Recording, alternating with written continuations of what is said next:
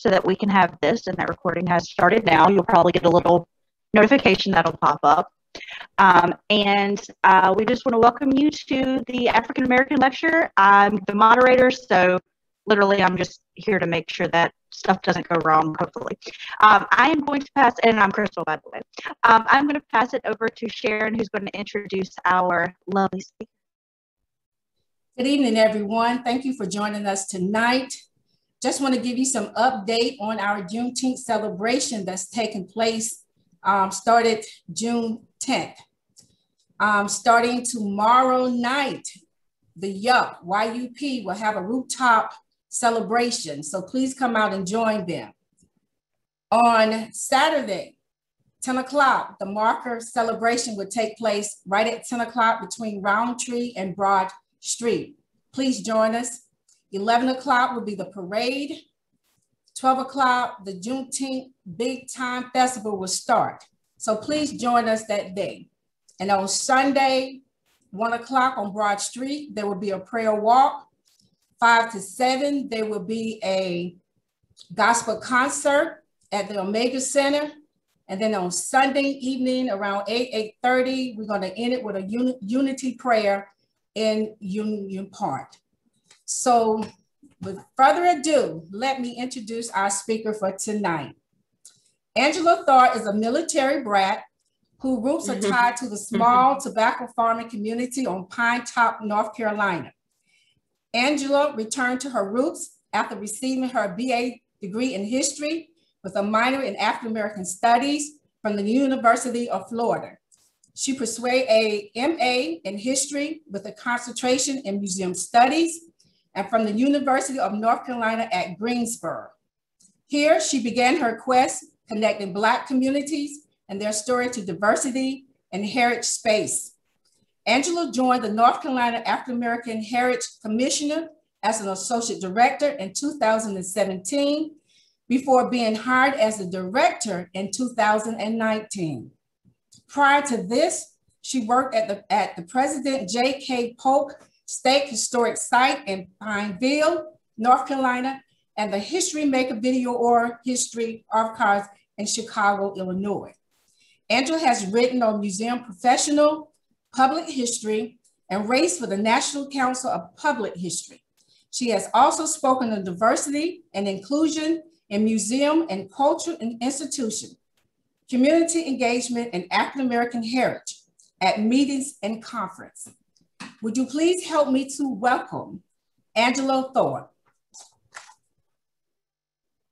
Greetings, everyone. And Sharon, thank you so much for that lovely introduction. And it is so awesome to hear all that is happening to celebrate Juneteenth in New Bern. And even more exciting because we know that New Bern was at the center of it all, especially as it relates to liberation and emancipation in North Carolina. So with that, I am so glad to be joining each of you today.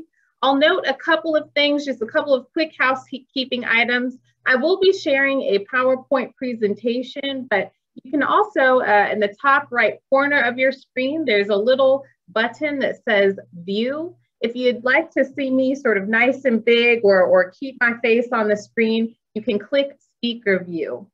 Additionally, we have quite a bit of ground to cover today. So if we don't get to questions, that's okay. I'm about to drop my email in the chat, as well as the African American Heritage Commission website, where we have a contact form where you can reach us.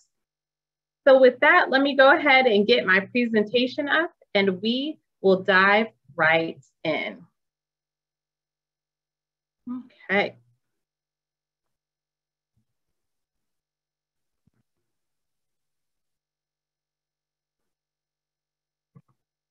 Good stuff.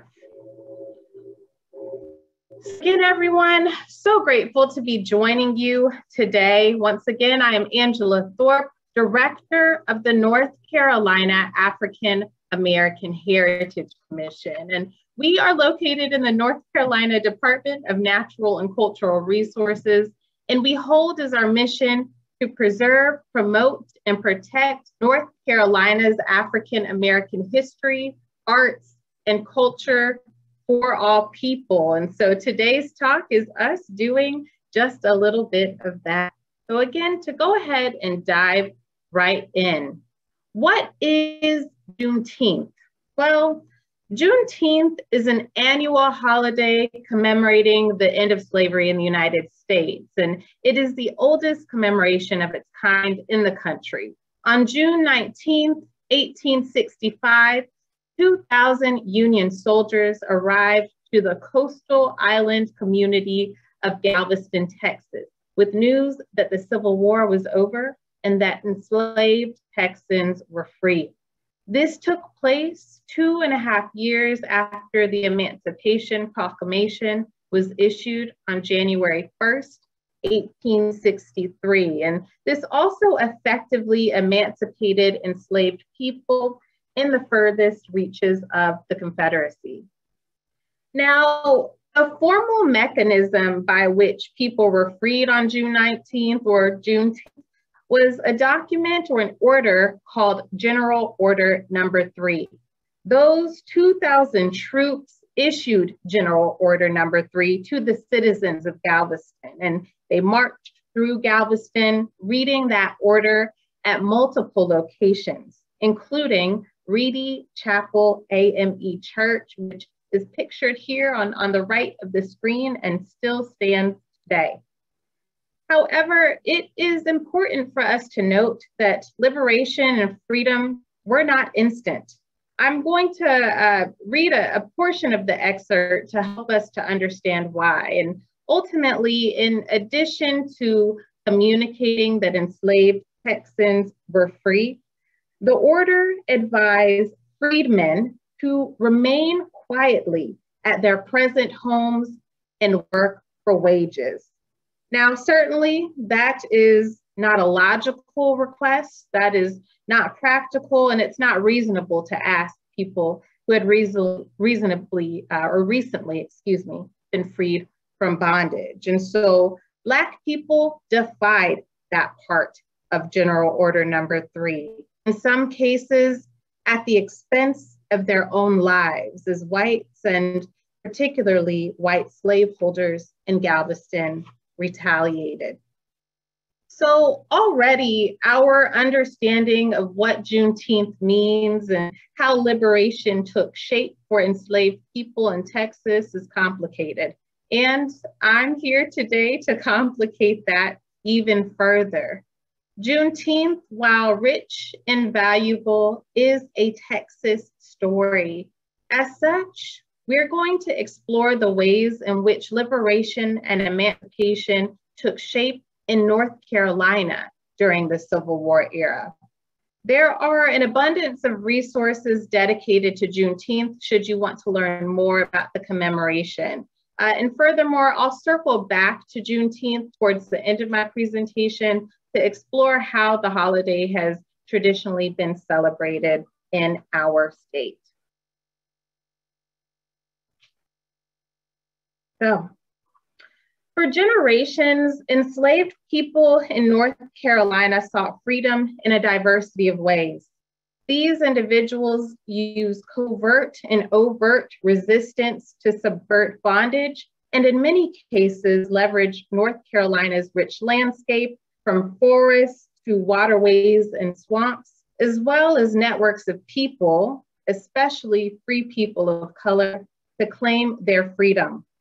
Ultimately, enslaved Blacks in North Carolina did not have to wait for liberation to achieve it. Understanding this will help us to understand North Carolina's Juneteenth story, if you will, or rather how liberation and emancipation took shape in our state, specifically from 1861 through to the early years of Reconstruction. During this period, enslaved Blacks did not secure liberation on a single day, nor from a single announcement. Furthermore, Black people were not instantly or even categorically released from bondage. They themselves sought and claimed liberation by walking, running, marching, or even floating towards it. Liberation in North Carolina was complex It took place over time and was shaped by the realities of the Civil War. Ultimately, enslaved Black people sought and achieved liberation over a period of years, navigating power, politics, and warfare in the process. To us at the African American Heritage Commission, Juneteenth is about celebrating liberation, the promise of it, the practice of it, and the reality of it.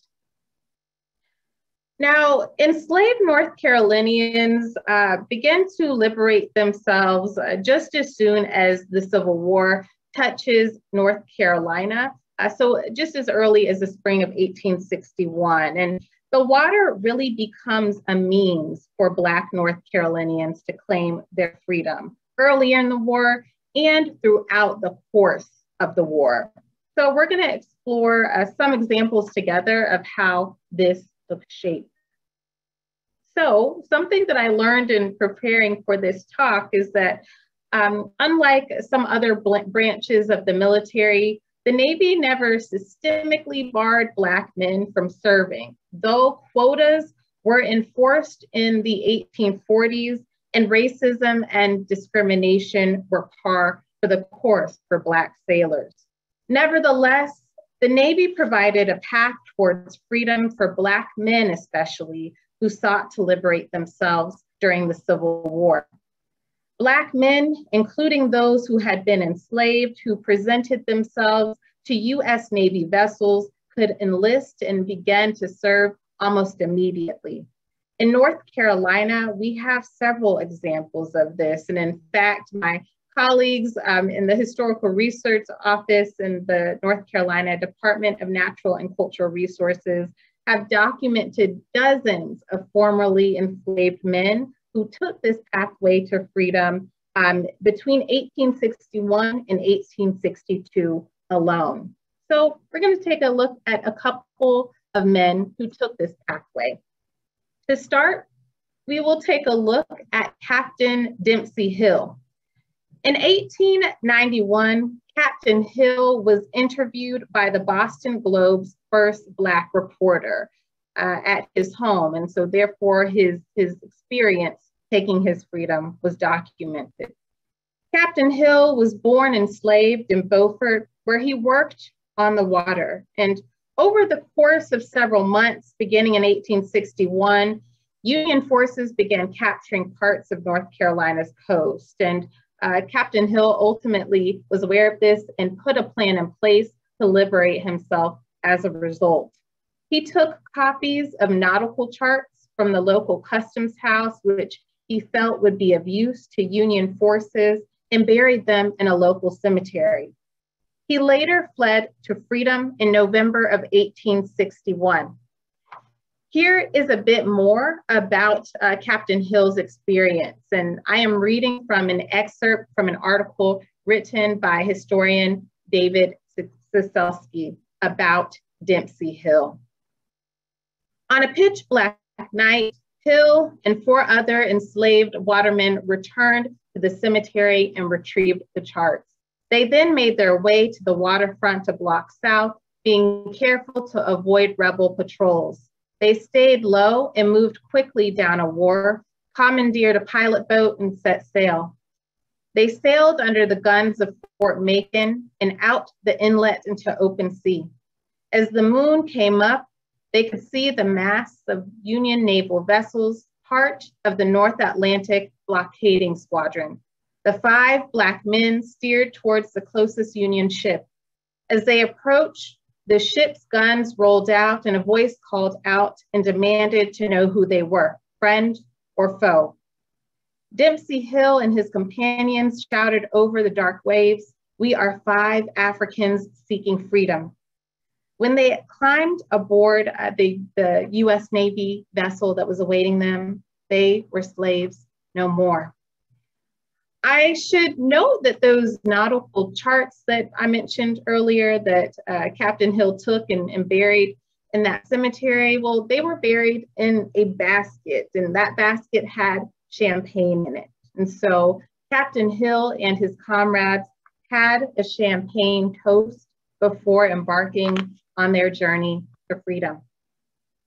In his interview with the Boston Globe, Hill noted that we told the captain that we were all watermen and we wanted to become sailors and free men. That happened. He served in the Navy aboard various vessels, and after the Civil War, he went north, eventually settling in Massachusetts, where he continued to make a living on the water. Of course, this type of self-liberation is happening throughout the war, and we might consider a story that some of us might be familiar with, that of William B. Gould. Gould was an enslaved plasterer in Wilmington, North Carolina, and in September of 1862, he, along with several other men, procured a small boat and entered it at the edge of Orange Street in Wilmington, what we call today Orange Street Landing. These men took their freedom via the Cape Fear River, sailing nearly 30 nautical miles down the river before reaching the Atlantic, where they were intercepted by the USS Cambridge. In a matter of days, Gould took an oath to join the Navy, where he served for the remainder of the war. He documented his experiences in a journal. To this day, we can still look upon the waterways and the very place where this escape took place. Now, in my final example of this type of maritime liberation, I want to further reinforce that in North Carolina, Black people of all ages took charge of liberating themselves.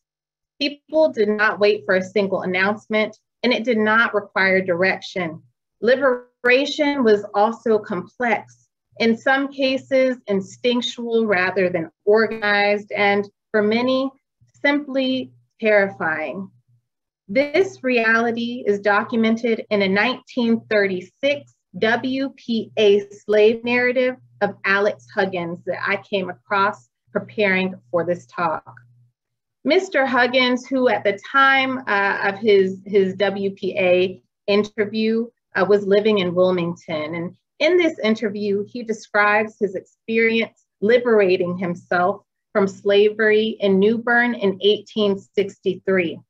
At that time, in 1863, he was a 12-year-old boy, and he was very aware of the war. He told his interview that he wanted to give freedom a try, and he thought he had to get away from home to have it. So he convinced two of his peers, other youth, and an adult man to join him. The adult secured a boat and they went out to sea. Mr. Huggins in his interview describes his sort of youthful sense of adventure quickly turning to fear. Alex Huggins, this child, was so afraid that he vomited in that boat. They did not know what was going to happen to them. These young boys and their adult companion were picked up by a mail steamer, North Star, where they remained along its journey, and I think it traveled to California. At the time, the North Star was being escorted by a Union Navy vessel, USS Nearest.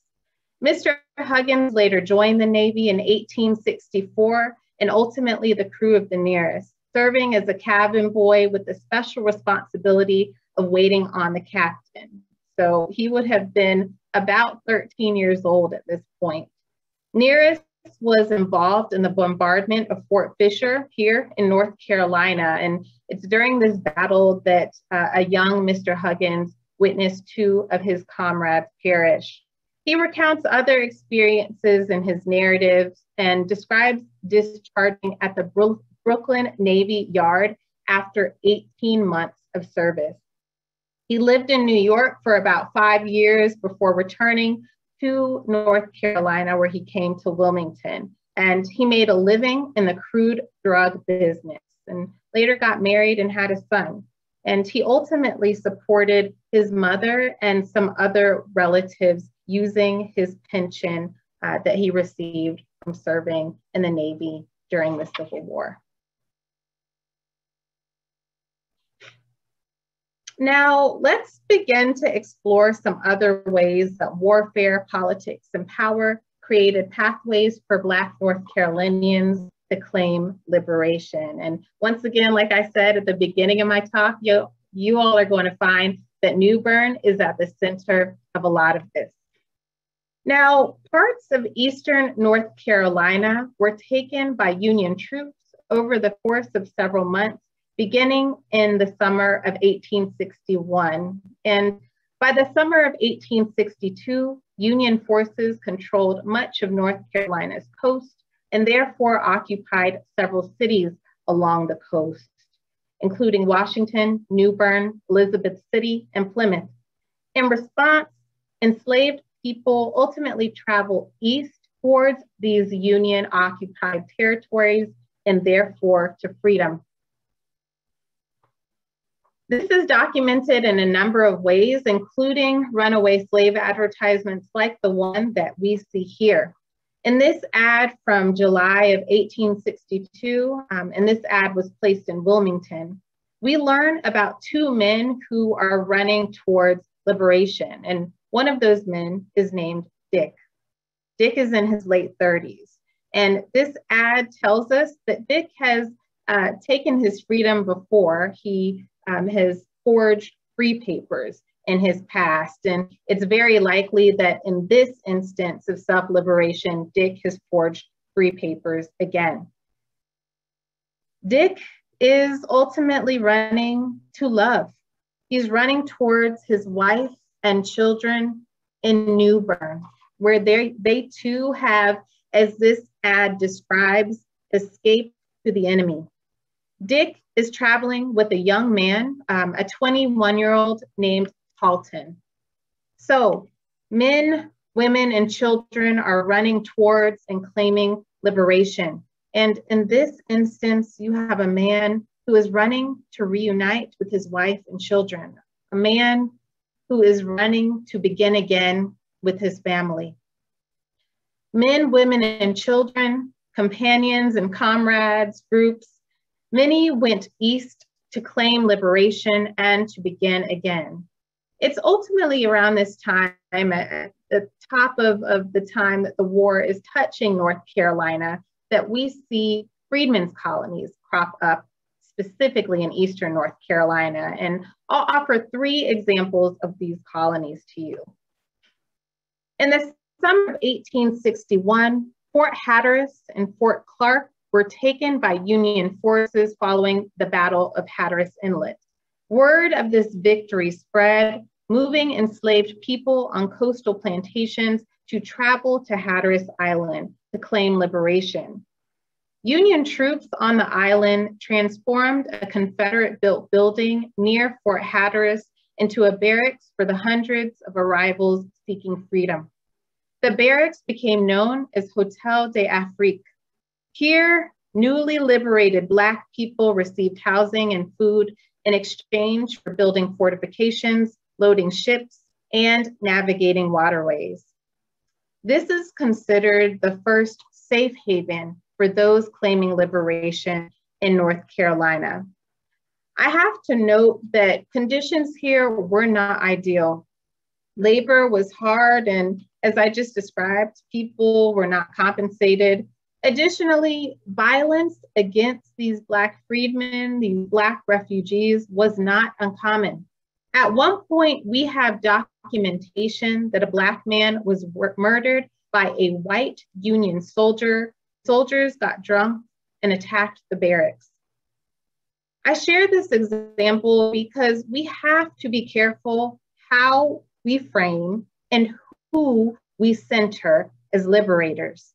It's also important to understand that many whites, including Union soldiers and their allies, did not believe in the equality of Black people. At the hotel, this is not the first instance, again, in this colony of Black people being harassed or attacked by Union soldiers.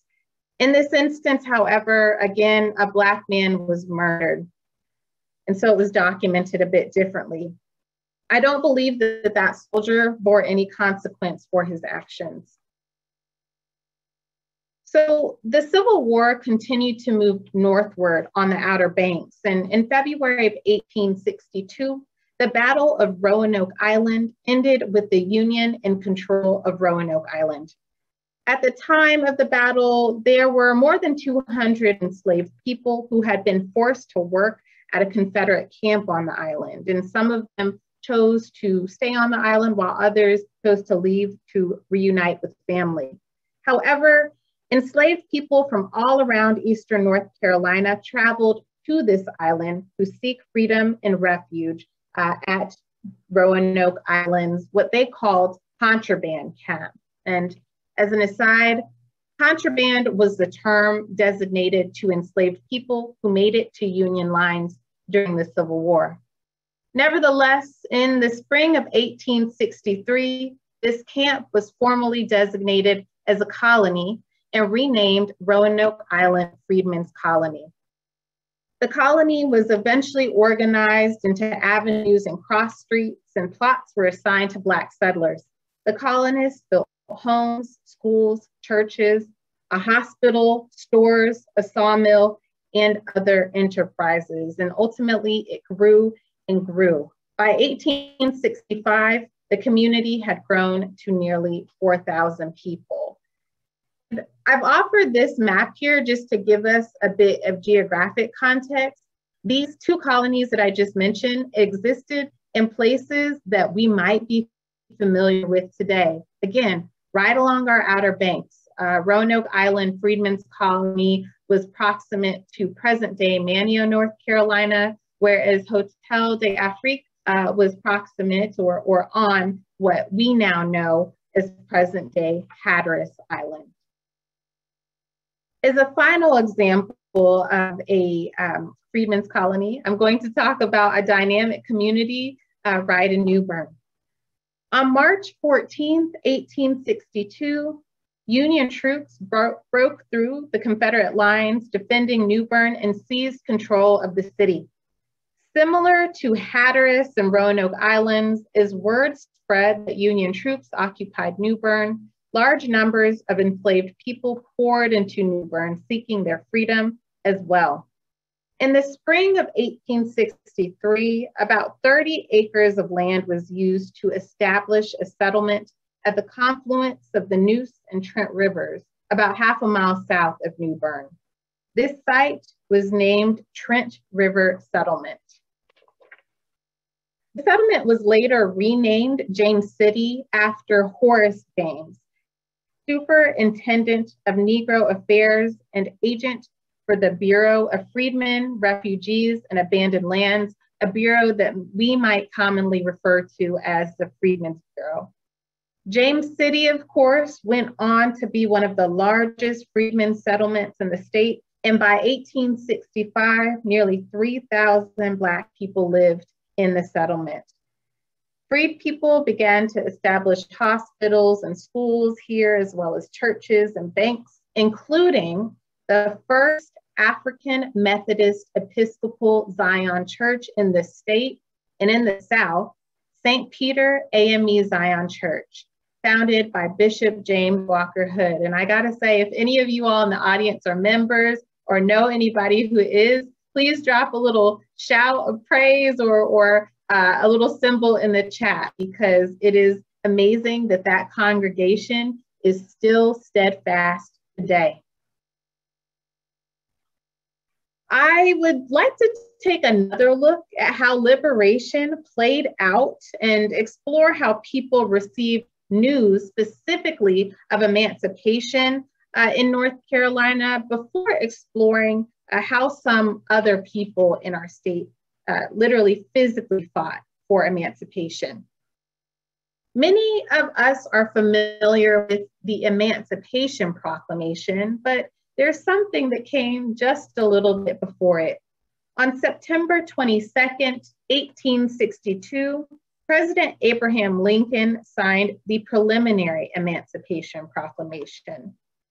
This proclamation stated that on January 1st, 1863, enslaved people within any state or designated part of a state in rebellion would be freed. We have documentation that shortly thereafter, Black men in Elizabeth City actually began to take up arms after hearing the news of this preliminary proclamation.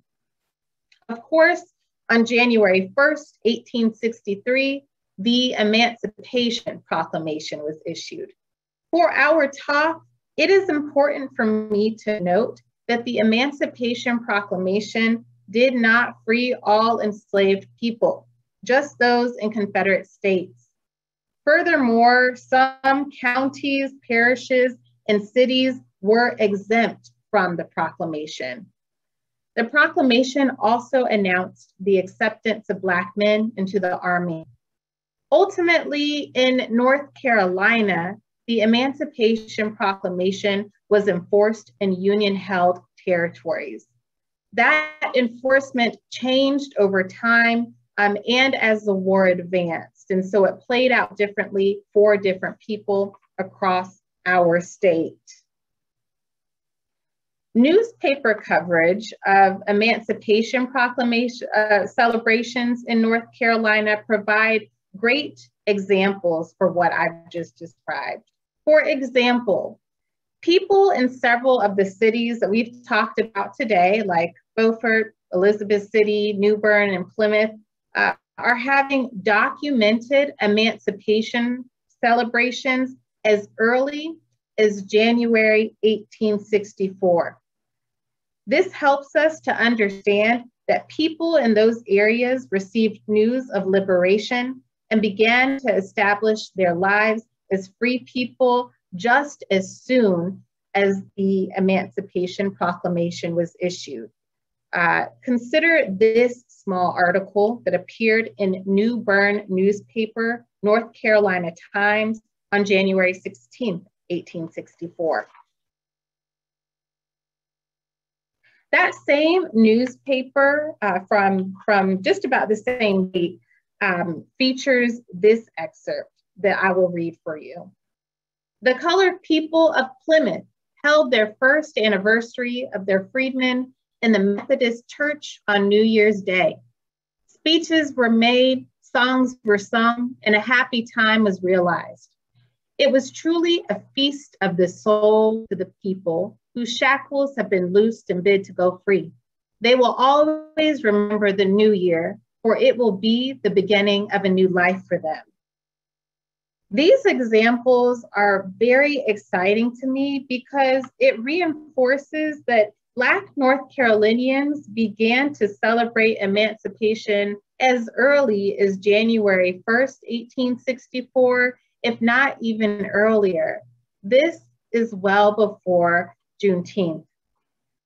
Ultimately, as the war advances through our state, the emancipation is enforced in the territories that the Union Army takes. And word of emancipation is spread in a diversity of ways and over time. So we're going to explore a couple of the ways that emancipation or that people receive news of emancipation in our state. In alignment with what we traditionally hear, specifically around Juneteenth, announcements of emancipation were made in public places to public audiences, including here in North Carolina. Consider an excerpt from this letter from an Elizabeth City woman that was written in January of 1863 to her husband.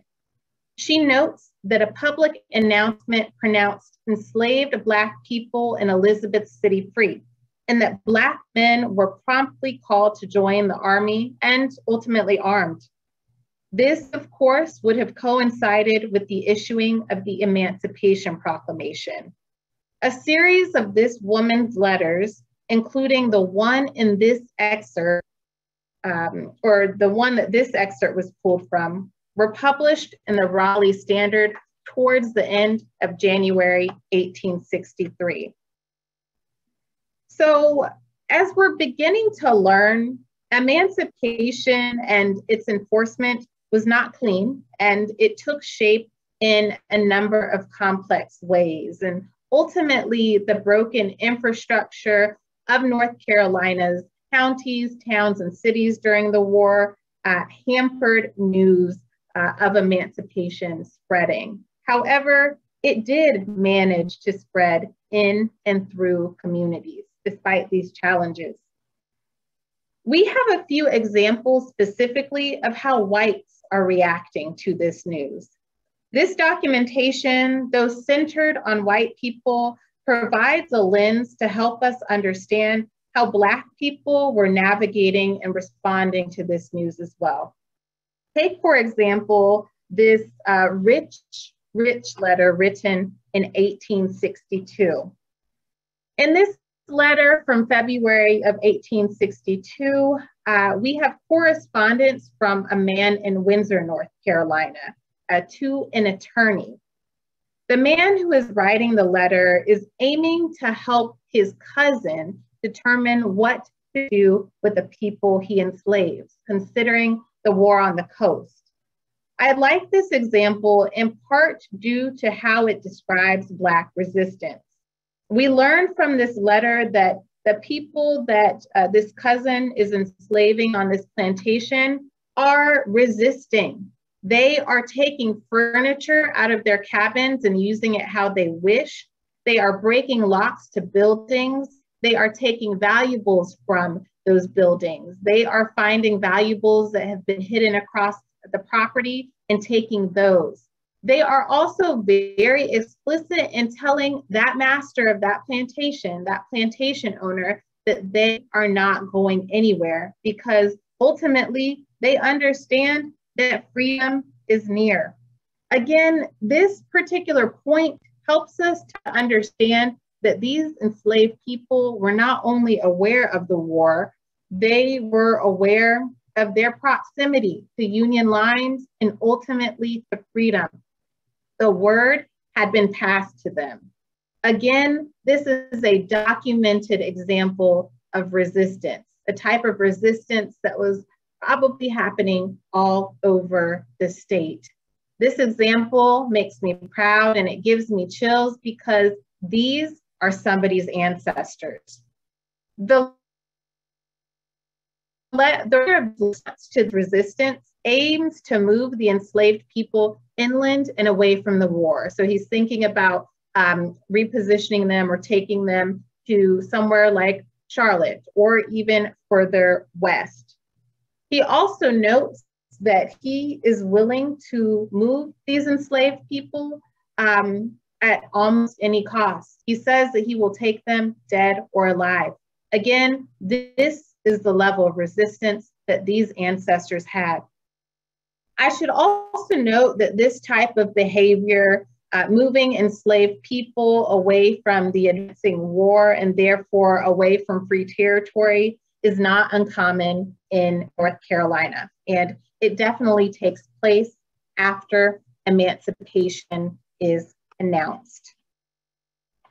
Now, one more way that emancipation and word of it is spread is through the press.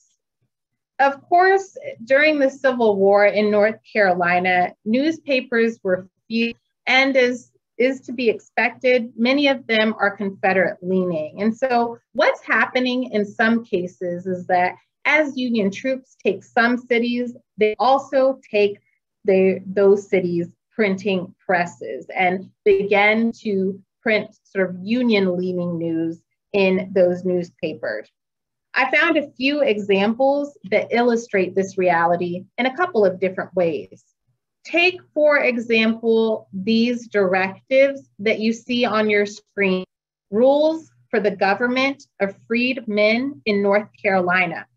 These directives appeared on June 13th, 1865 in the Western Democrat, which is a Charlotte newspaper. The war reached central and western North Carolina later than the coast and the east. This notice was originally issued in Raleigh in about May of 1865. So you'll note the delay in this notice that is explaining to people how they are to treat enslaved people and sort of what the new order is going to be. Again, this notice is getting to Charlotte delayed June 13th, 1865, a date that is not too far away from Juneteenth. I've just placed another account on your screen that describes some of the results of the February 1865 Union occupation of Wilmington. The local printing press in Wilmington now prints a Union newspaper that includes instructions and regulations for, again, how life is to be under Union rule and with enslaved people now being free. We learn specifically from this account that a formerly enslaved Black man is helping to distribute these newspapers as far as Goldsboro and Salisbury. I value this example in large part due to its demonstration that Black people liberated themselves and helped to liberate others. Again, like this gentleman who is helping to spread the word of emancipation by bravely distributing this Union newspaper across the state of North Carolina. Now, as North Carolina cities and towns were met with Union troops and as Freedmen's Bureau agents were distributed across the state towards the end of the war, liberation was enforced and achieved in a myriad of ways. Whites also worked to circumvent their new reality as well. I'm calling this out to reinforce the fact that neither emancipation nor liberation were instant, and to reinforce the will that Black people had to liberate themselves, especially under the realities of white resistance to this new order and white violence. Take, for example, this set of correspondence between a Plymouth woman and her husband between 1864 and 1865. And during the time that these letters were written, Union troops would have held the city of Plymouth. In this correspondence, the husband urges his wife to try to get the Negroes to stay with you if you can. In her response, she informs him that she gave two of the people she enslaved, Solomon and Jane, $12 a person in Confederate money to stay. She also states that she doesn't think that they will go to freedom to, she says here, the Yankees, but since Yankees come, they feel freer. Ultimately, this woman is doing exactly what you heard me say. She is bribing the people that she has enslaved to stay enslaved. Her husband in this correspondence continues to urge her to do whatever she can do to prevent Solomon and Jane from taking their freedom.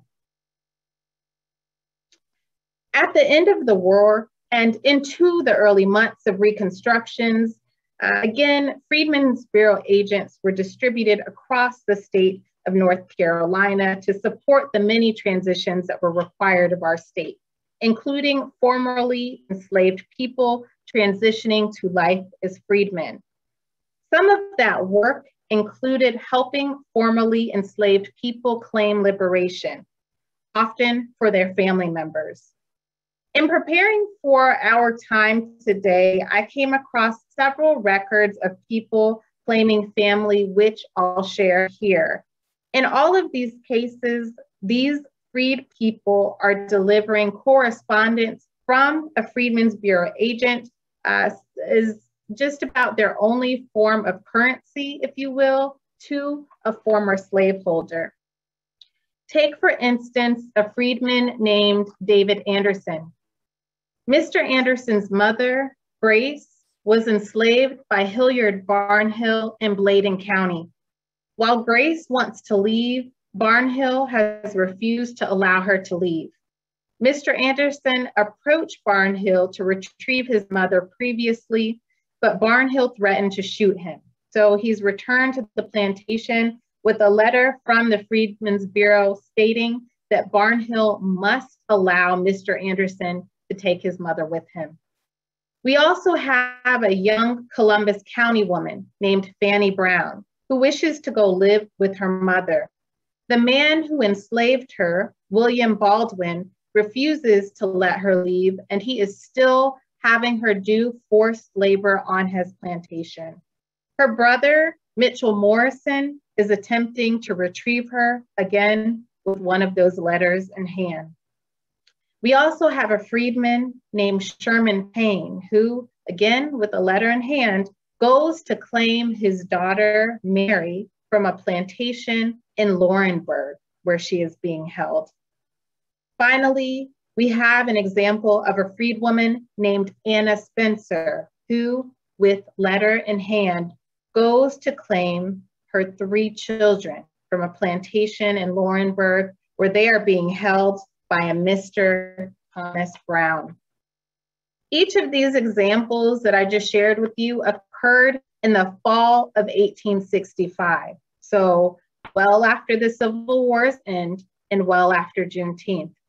Again, liberation was not instant. It took place over time. A single date, announcement, or notice meant little to many. Liberation was complex, and Black people often had to take charge of claiming it for themselves. So I've offered countless examples of how Black people claimed liberation for themselves during the Civil War era. And again, as we've learned, it takes time. Some people are able to do this earlier than others, particularly as we juxtapose our coastal and eastern communities against those that were inland. And again, this process is not clean and is met with resistance. For example, we see runaway slave advertisements well into the 1860s, as well as the sale of Black people as property well after they should have been emancipated. For example, in Iredell County, several sales of Black people were recorded in 1865. In that same county, in May of 1867, 5 people, Harriet, Dovey, William, Betsy, and Adeline, were given to a white woman to fulfill the terms of a will. In Stanley County, some of the last recorded loans of people who, by all accounts and purposes, should not have been enslaved were recorded in 1866. Still, in Person County, a transaction involving a Black man named Bob was recorded in September of 1869. This is why I challenge you to think beyond a date or an event and to think more broadly about what liberation and freedom mean. People were able to claim their freedom, as we've learned, in a variety of ways. Still others, like Bob, remained bound, not simply out of defiance of whites, but I think out of something much deeper. The data that I just offered you around some of these later transactions comes from the People Not Property project being led by UNCG Libraries. Projects like this, the Runaway Slave Ad database, historic newspapers, and deep research will help us to continue to learn more about what liberation looked like in North Carolina. The answer will never be finite, but it can certainly be complete. And with that, this is why I also encourage you to celebrate our state's liberation stories, like the story of this gentleman on our side, on this slide, William Headley. I've got to say that William Headley liberated himself. Over a year after the Emancipation Proclamation was issued, he was still held in bondage in Raleigh. So he left. He ran for 6 weeks to freedom in, you might have guessed it, New Bern. And he made it in 1864. As I've talked about, it's also important to think critically about who we center when we talk about liberation. As I've demonstrated, in many cases, Black people were liberating themselves. Networks were also a part of this work, as well as groups of Black people. And to offer you a specific example, Black men like the U.S. colored troops.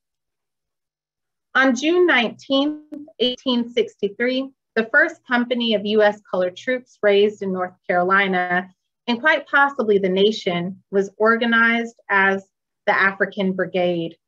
The brigade's 1st Regiment of North Carolina Colored Volunteers was based at New Bern. Men like Abraham Galloway, William Henry Singleton, and Fernie Bryant recruited Black men to serve in the regiment, as well as train these men and advocated for their rights as soldiers. The units of the African Brigade were later redesignated as the 35th, 36th, and 37th Regiment U.S. Colored Troops and the 14th U.S. Colored Heavy Artillery. 6,000 Black men from North Carolina served in the Civil War as U.S. Colored Troops.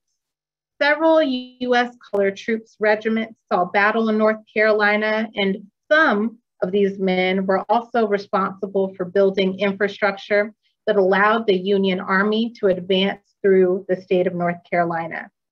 Still more of these men bore witness to the April 1865 surrender of Confederate General Joseph E. Johnston to Union General William T. Sherman, the last surrender of a major Confederate army during the Civil War. And this surrender took place in Durham.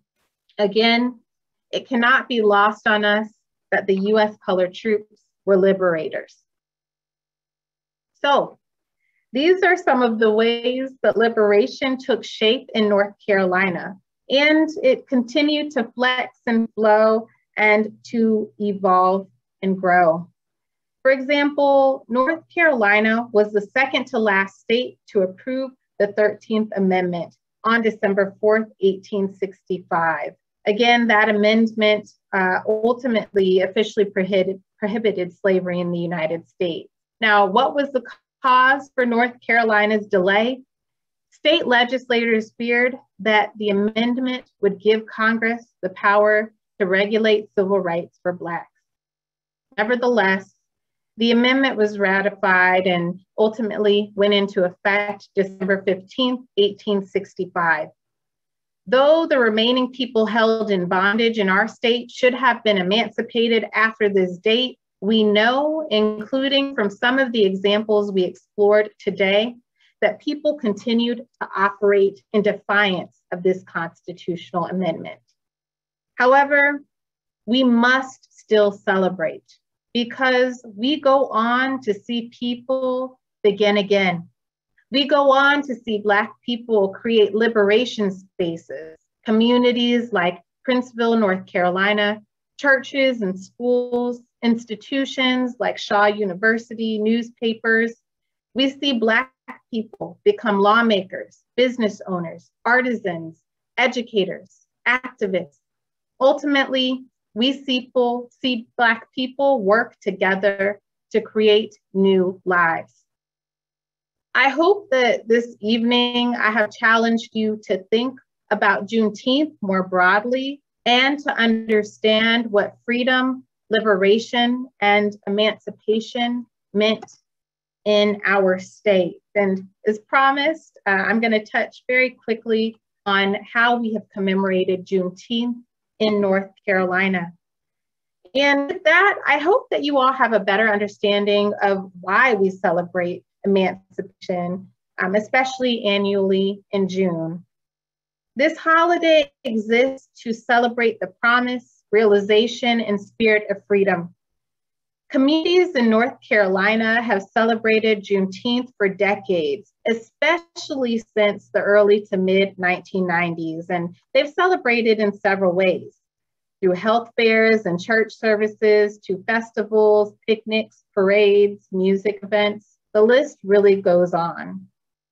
Traditionally, Juneteenth celebrations across the country feature red foods as well. Cultural preservationists think there are several reasons why. Red symbolizes resilience. It could also represent the blood that was shed in the name of freedom. Finally, red beverages draw a connection to African culinary traditions and are prepared in the spirit of beverages like cola nut and hibiscus tea. Some of our state's earliest Juneteenth festivals were established in Rocky Mount, Charlotte, Winston-Salem, and Greensboro. The Juneteenth Festival of the Carolinas, which takes place in Charlotte, and the Juneteenth Festival in Winston-Salem that is now run by an organization called Triad Cultural Arts, have some of the longest running tenures in our state. Stagville State Historic Site, as well as New Bern, North Carolina, both have lengthy traditions of celebrating and honoring emancipation, including through Juneteenth events. I am delighted that so many cities, towns, institutions, and groups have deepened their tradition of celebrating Juneteenth in recent years, and especially in the last year, in solidarity with the contemporary movement for Black liberation. And I so look forward to joining you all in New Bern on Saturday for your Juneteenth celebration, or the continuation of your Juneteenth celebration.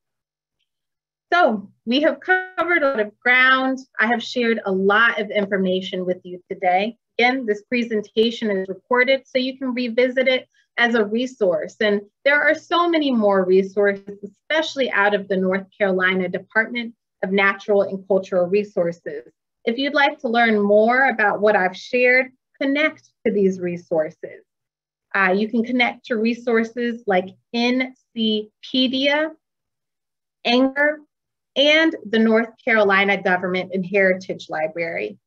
You can also connect further to the Commission. Our Freedom Roads Trail program features many of these stories. You can explore an interactive map to see where some of these activities are taking place. You can explore educational resources related to some of these stories and engage in educator workshops. In fact, we'll be developing one with Sharon Bryant for next year, centered around the U.S. colored troops. Finally, I want to connect you to our collaboration with the National Museum of African American History and Culture, in which we are encouraging all North Carolinians to help us transcribe records from the Freedmen's Bureau that are relevant to North Carolina. So the Smithsonian is holding North Carolina Freedmen's Bureau records just for our state so that we can transcribe them. If you would like to learn more about these virtual transcription events, you can visit the link that I have included here on this slide. As a final thank you, I want to thank some of my colleagues. This work is not done alone, and there are folks who have been in the vineyard well before me. So I want to thank Michelle Lanier, who is the founding executive director of the African American Heritage Commission and the current director for North Carolina State Historic Sites and Properties. Earl Iams, curator of African American and Agricultural History at the North Carolina Museum of History. I would be remiss if I did not thank folks in New Bern like Sharon Bryant and Bernard George, who really held the torch and been critical to raising up much of this history. Again, I do not do this work alone. If you'd like to reach me, I've placed my email here on the screen. Additionally, you can find the commission online at aahc.nc.gov. We have a lot going on at the commission and we want you to be connected to it. So please visit us online. I'm going to stop sharing my screen now and get to a place where I can see your faces and see where we are on time. We're right at 8:00 p.m. Good stuff. Sharon, I'll toss it to you.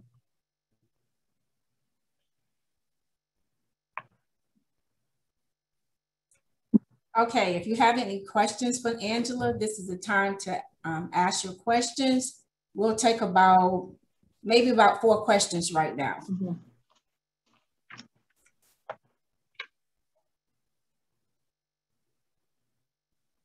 Any questions? Feel free to unmute yourself or drop questions in the chat. Happy to answer them.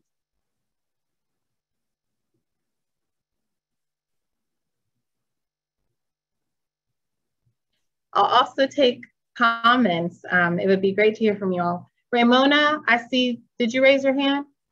Crystal, can we get Ramona unmuted, please?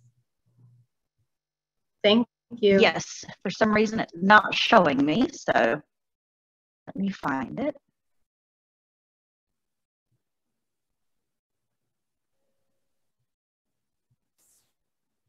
There it is.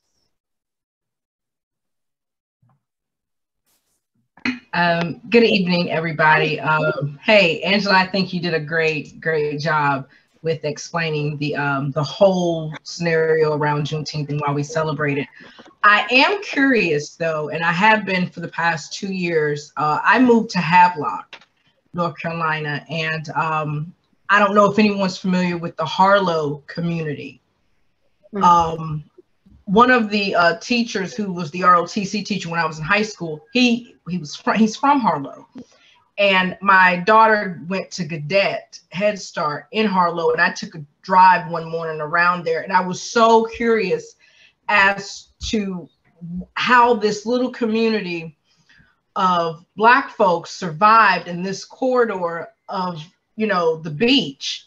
Mm-hmm. And recently, Mr. Frazier, his name, he tapped into my conversation. He gave me this short little history about Harlow. He mentioned that the folks who stayed in Harlow had their, they were given their freedom. They pretty much purchased their freedom. And I think my journey of understanding at this point is, I wonder how that came about. How were they able to occupy that much land? Because Harlow, give or take the space that it is a significant amount of land on the river. Mm-hmm. And for Black folks to purchase their freedom, I know I'm from a descendant of people who purchased riverfront property in Oriental, and they name it Stearntown. Mm-hmm. And my parents lived there, and I know that history, but I always find it so interesting to know. I know about James City, but I'm curious as to wanting to know more about the little folks that stayed back and lived on these rivers, these coastline, and they thrived. He told mm-hmm. me that there was a plethora of they own their own shops, their restaurants, all that stuff. And I've never been able to find any information, like historical information, regarding the folks that stayed. Yeah. And is there any information out there like that? Yeah, so there is. I don't know that information on the top of my head, but there are people that I could direct you to, because there are cultural preservationists and historians just like me all across the state, and we all have our different areas of expertise. So I'm a generalist. I have to know a lot about a lot of different things, but right. I could certainly direct you to some folks who would know more about that specific history of your community. So if you don't mind, I'm happy to put my email address in that chat again. If you would send me an email, I can make those connections for you. Perfect. Does that sound good? Sounds good. Yeah. Thank you. Of course.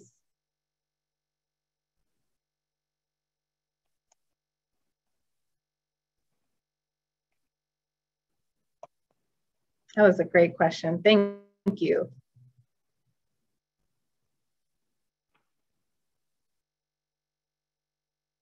We have any other questions, comments, thoughts?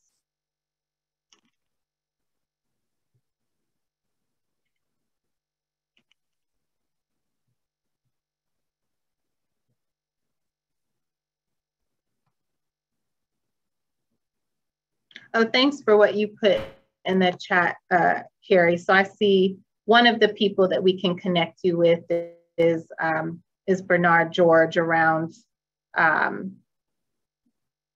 Havelock and Harlow, who's in our audience. Okay.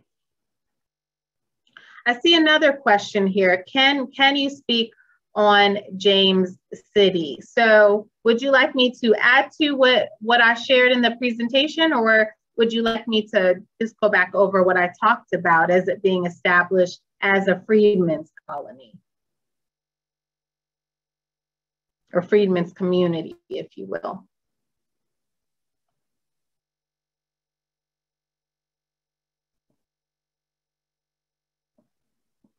Please add to it.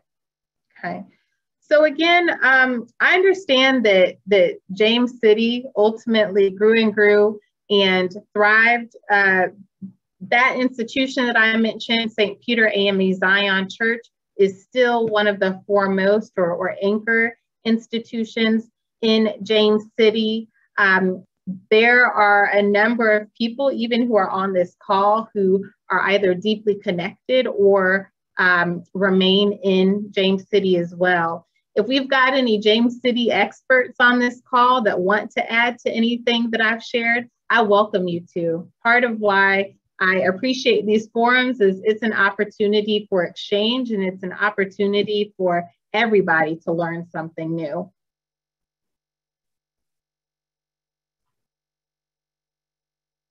Sharon, do you have anything to add?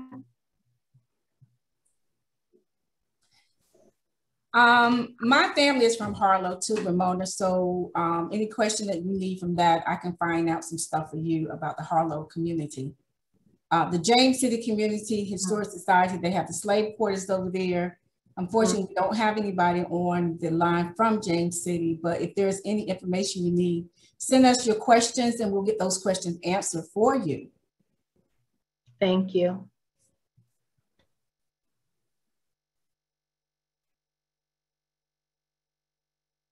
So Angela, I see that we don't have any more questions or comments for tonight. I personally want to thank you so much for being our speaker. I hope you have been enlightening a lot of people about the Juneteenth and liberation here in North Carolina. Please join us on Saturday at 10 a.m. for the unveiling of the markers in New Bern on Roundtree and Broad Street, the Juneteenth parade that'll start at 11 o'clock. And after that will be 12 o'clock activities that will take place in the big field of Craven Terrace. So with that said tonight, I want to say thank you all and good night. Good night. And again, I look forward to meeting some of you on Saturday. If you see me, come up, talk to me and say hi. Bye.